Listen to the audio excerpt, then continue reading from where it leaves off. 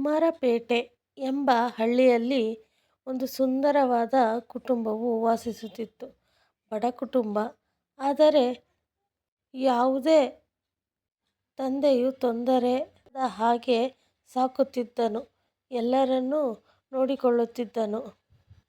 ಅದು ಬಡತನದಲ್ಲಿದ್ದರೂ ಸುಖೀ ಕುಟುಂಬ ಎಂದೇ ಕರೆಯಬಹುದಾಗಿತ್ತು.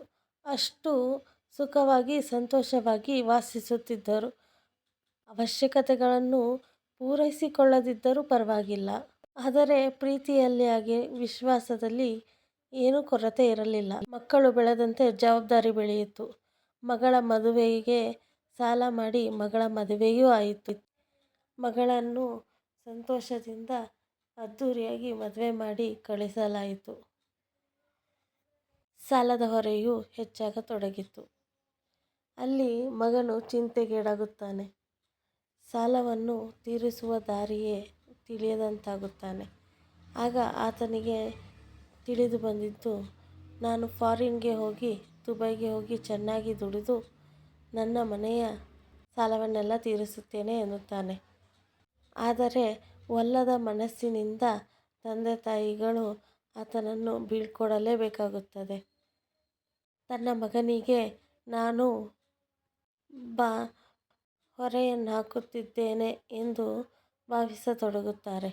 ಆದರೆ ಮಗನು ಇಬ್ಬರನ್ನೂ ಸಮಾಧಾನ ಮಾಡಿ ಸಾಲ ತೀರಿದ ತಕ್ಷಣ ಮನೆಗೆ ಬರುವೆನು ಎಂದು ಹೇಳುತ್ತಾನೆ. ನಂತರ ವಿದೇಶಕ್ಕೆ ಹೋಗಿ ನೋಡಿದರೆ ಮೊದಲು ಕೆಲಸಕ್ಕೆ ಸೇರುವ ಮೊದಲೇ ಆತನ ಪಾಸ್ಪೋರ್ಟ್, ವೀಸಾ ಎಲ್ಲವನ್ನೂ ಕಿತ್ತುಕೊಳ್ಳುತ್ತಾರೆ. ಆಮೇಲೆ ಕೆಲಸಕ್ಕೆ ಹಾಕುತ್ತಾರೆ. ಈತ ದುಡಿದ ದುಡ್ಡನ್ನೆಲ್ಲ ವೇಗವಾಗಿ ಸಾಲ ಪಾವತಿಸಲು ನಿರ್ಧಾರ ಮಾಡುತ್ತಾನೆ. ಹಾಗೆ ಮಾಡುತ್ತಿರುವಾಗ ಸಿಡಿಲು ಬಡಿದಂತೆ ಒಂದು ಫೋನ್ ಕಾಲ್ ಬರುತ್ತದೆ. ನಿಮ್ಮ ಅಪ್ಪ ಅಮ್ಮ ಆಕ್ಸಿಡೆಂಟ್ನಲ್ಲಿ ತೀರಿಕೊಂಡಿದ್ದಾರೆ. ಬೇಗ ಬಾ ಮಗು.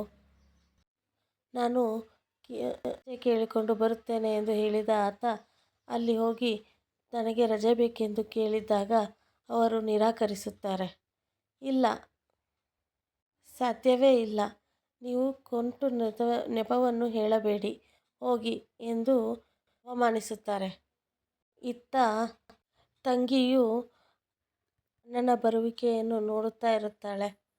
ಆದರೆ ಆತ ಬರದೇ ಇದ್ದ ಕಾರಣ ತಮ್ಮ ಹಿರಿಯ ಸಂಬಂಧಿಕರಿಂದ ಕಾರ್ಯವನ್ನು ಮುಗಿಸಲು ಮುಂದಾಗುತ್ತಾರೆ. ಎಲ್ಲರೂ ಆತನನ್ನು ಬೈಯುವವರೇ ಆಗುತ್ತಾರೆ. ಆತನ ಪರಿಸ್ಥಿತಿ ಯಾರಿಗೂ ತಿಳಿಯುವುದಿಲ್ಲ. ಆತ ಒಂಟಿಯಾಗಿ ಕೂತಿಕೊಳ್ಳುತ್ತಾನೆ. ತನ್ನ ತಂದೆ ತಾಯಿ ಸಾವಿಗೆ ಹೋಗದ ನಾನು ಎಂಥ ತಪ್ಪು ನಿರ್ಧಾರ ಮಾಡಿದೆ ಎಂದು ಆತ ನೊಂದು ಅಪ್ಪ ಅಮ್ಮನ ಜಾಗಕ್ಕೆ ಹೋಗಬೇಕು ಎಂದು ಬಯಸುತ್ತಾನೆ. ಈ ಕಥೆಯು ನಮಗೆ ಏನು ಹೇಳುತ್ತದೆ ಎಂದರೆ, ನಾವು ನೋಡುವ ದೃಷ್ಟಿಕೋನ ಎಲ್ಲವೂ ಒಂದೇ ಆಗಿರಬಾರದು.